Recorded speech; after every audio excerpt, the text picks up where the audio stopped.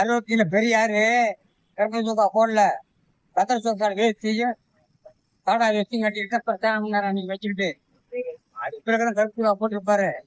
தமிழ்நாட்டுக்கு பிரச்சாரம் பண்ண கேட்டுக்கல. இன்னைக்கு காமராஜர் கல்வி கொடுத்தாரு, கலைஞர் கொடுத்தாரு, காமராஜர் கொடுத்தாரு. அதுதான் முடிஞ்ச பிறகுன்னா ஸ்டாலின் வந்து மக்களுக்கு படிப்பு அறிவை கொடுக்குறாரு. காமராஜ் ஸ்டாலின் செய்யறாரு. இப்ப காமராஜ் என்ன செஞ்சாரோ மதிய உணவு, காலை உணவு இதெல்லாம் போட்டுருக்காங்களே, அதுதான் ஸ்டாலின் செஞ்சுட்டு இருக்காருங்க. என்ன சொல்ல வரீங்க? பெரியார் அன்னைக்கு வந்து இந்த அறிவை வந்து பகுத்தறிவை சொல்லலைன்னா இன்னைக்கு மக்கள், தமிழ்நாட்டு மக்கள் மதம் ஒழிச்சார பாரு.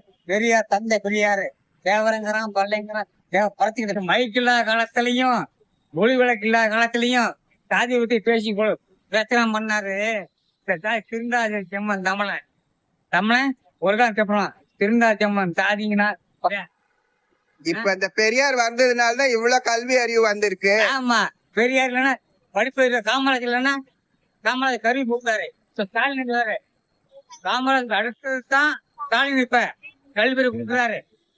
போடுங்க ஐயா, காமராஜரும் பெரியாரும் இல்லைன்னா தமிழ்நாடு இந்த அளவுக்கு கிடையாது. இப்ப ஸ்டாலின் கல்லூரி ஊட்டுறாரு மாணவர்களுக்கு.